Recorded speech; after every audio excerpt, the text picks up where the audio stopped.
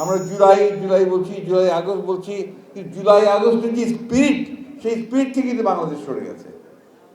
যে ঐক্য নিয়ে আমরা একসাথে একজোট হয়ে লড়াই করেছি, আমরা এখন লড়াই করছি নিজের ক্ষমতার জন্য। এটা বাস্তবতা। আজকে যে ছেলেরা সেদিন প্রাণ দিয়েছিল, প্রাণ দেওয়ার জন্য তৈরি হয়েছিল, সেই ছেলেরা আজকে পর্যন্ত লিপ্ত হয়ে গেছে চিঠি দিয়ে চাঁদা আদায় করার কাজে।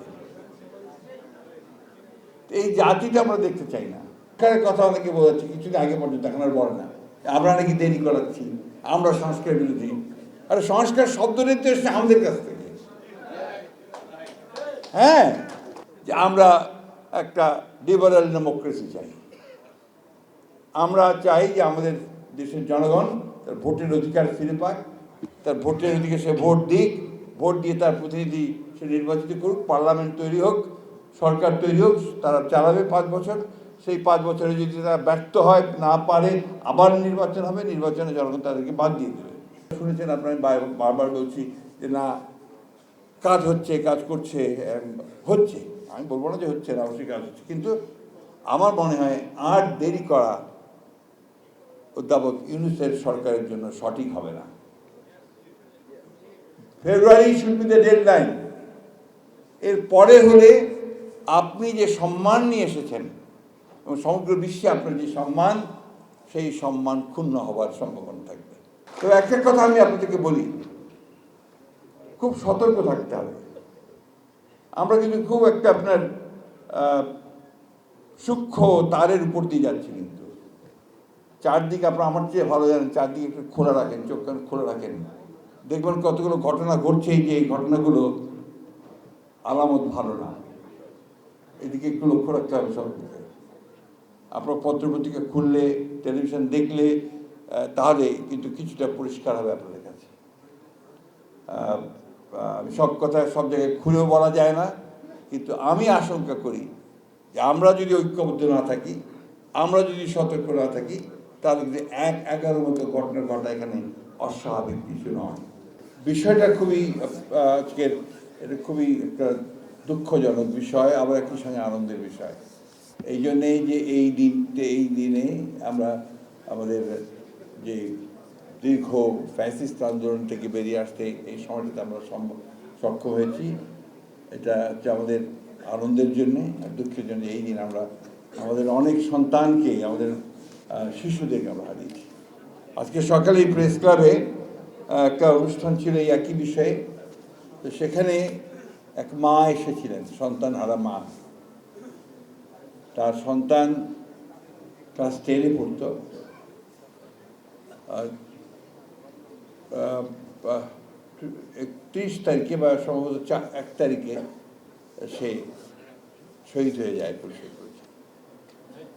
তার কয়েক মাস পরেই তার স্বামী মারা যান এবং তার একমাত্র জীবিত পুত্র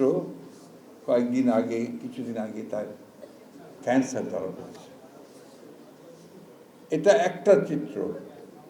আরেকটা চিত্র গতকাল গিয়েছিল আপনার আশুলিয়াতে। সেখানে একজন মহিলা তার একটা 10 মাসের বাচ্চাকে কোলে নিয়ে সামনে দাঁড়িয়েছিলেন, এই মাইকের সামনে দাঁড়িয়ে তিনি বলছিলেন যে আমার যে স্বামী, যাকে গুলি করে হত্যা করে পুড়িয়ে মারা হয়েছে সেই 5 জনের মধ্যে, এবং তারপরে আমার স্বামীকে তো আমি অনেক জায়গায় খোঁজ করেছি, পাইনি, তারপরে ডিএনএ টেস্ট করে পাওয়া গেছে। এখন আমি দাঁড়িয়ে ঘুরছি, আমার এই বাচ্চাকে কি খাওয়াবো সেই পয়সা আমার নেই। This is the reality. আসলে যারা প্রাণ উৎসর্গ করে তারা তো চলেই যায়, আর তারপরে যারা বেঁচে থাকে তারা কিন্তু আপনার ওই প্রাণগুলোকে পুঁজি করে বিভিন্নভাবে, কেউ রাজনীতি করে, কেউ অন্যভাবে করে, কেউ আপনার ব্যবসা করে, কেউ বাণিজ্য করে, এই একটা বিষয় এসে যায়। আমি অত্যন্ত ভারাক্রান্তভাবে বলছি যে এই জায়গাগুলো থেকে আমাদের বেরিয়ে আসা দরকার। আপনারা চিন্তা করুন যে শেখ মুজিবের একদলীয় শাসন ব্যবস্থা বাকশালের বিরুদ্ধে পরে প্রথম সংস্কারটা কে করেছেন? জিয়াউর রহমান। বহুদলীয় গণতন্ত্র নিয়ে এসছেন। প্রথম সংস্কার অর্থনীতি তিনি ক্লোজড ইকোনমি থেকে একটা আপনার মুক্ত অর্থনীতি নিয়ে এসছেন।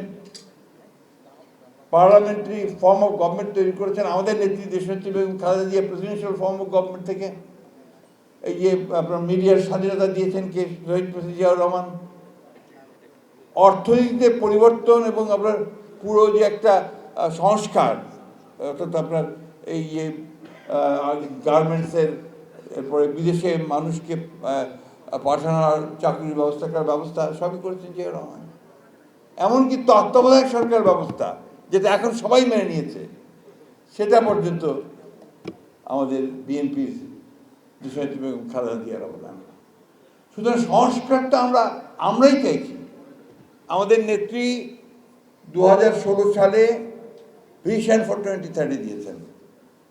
আমাদের নেতা তারেক রহমান সাহেব 22 সালে তিনি 31 দফা দিয়েছেন সংস্কার, রাষ্ট্র কাঠামো পরিবর্তনের। সেগুলো নিয়েই তো এখন কথা বলছেন 23 সালে। সেগুলো নিয়েই তো এখন এই মাসের পর মাস বসে কথা বলছেন, অথচ খুব সংক্ষেপে এই কাজগুলো কিন্তু হয়ে যেতে পারত। কাজল সাহেব খুব ভালো করে জানেন যে বিষয়গুলো নিয়ে আছে এখন কতগুলো অলিক ধারণা তারা নিয়ে এসছেন। তার মধ্যে একটা হচ্ছে কি যে আপনার পিআর, আপনার প্রপোর্শনাল রিপ্রেজেন্টেশন, এটা তো আমাদের দেশের লোক এখন জানে না, জিজ্ঞেস করে পিআর এটা কি ভাই, এটা তো আমরা ঠিক জানি না এটা এক্স্যাক্টলি কী। আসলে বিষয়টা তাই, এই সংস্কারও বোঝে না, যদিও ওটা আমরা অবশ্যই চাই যে সংস্কার হোক। সাধারণ মানুষ কিন্তু চাই যে একটা নির্বাচন হোক, সেই নির্বাচনটাতে একটা নতুন সরকার আসুক, যে সরকারটা তারা নির্বাচিত করতে পারবে, যে প্রতিনিধি তারা নির্বাচিত করবে, তাদের কথা বলার লোক তারা পার্লামেন্টে নিতে চায়। এ খুব সহজ হিসাব, খুব বড় হিসাব নেই এর মধ্যে। আপনারা দেখুন, গণতন্ত্রের সূতিকা গার্ড দেখেন বলি আমরা ইংল্যান্ডে দেখেন, অনেকে আছেন প্রায় ইংল্যান্ড থেকে পড়াশোনা করে এসেছেন। এখানে তো এত সমস্যা নাই, এমনকি ভারতবর্ষ পর্যন্ত এত সমস্যা নাই। তো এই যে আপনার বিষয়গুলো তৈরি করা হচ্ছে, কেন এই বিতর্কগুলো তৈরি করা হচ্ছে, কেন? এর পেছনে কিন্তু আপনি যদি মনে করেন যে এমনি করা হচ্ছে, তা না, এর পেছনে একটা বিশেষ উদ্দেশ্য আছে। সেই উদ্দেশ্যটা সেই একেবারেতে ফিরে যাবেন, সেই উদ্দেশ্যটা সেই একেবারে ফিরে চলে যাবেন এরশাদ সাহেবের ক্ষমতা দখল করা থেকে। এই দেশে গণতন্ত্রকে চলতে দিতে চায় না। একটা মহল আছে যারা বারবার গণতন্ত্রের গলা টিপে ধরে, এমনকি শেখ মুজিবুর রহমান ওই কাজটা করেছেন, একদলীয় শাসন ব্যবস্থা করেছেন, তাই না? সুতরাং আমরা খুব পরিষ্কার কথা আমাদের যে আমরা একটা লিবারাল ডেমোক্রেসি চাই।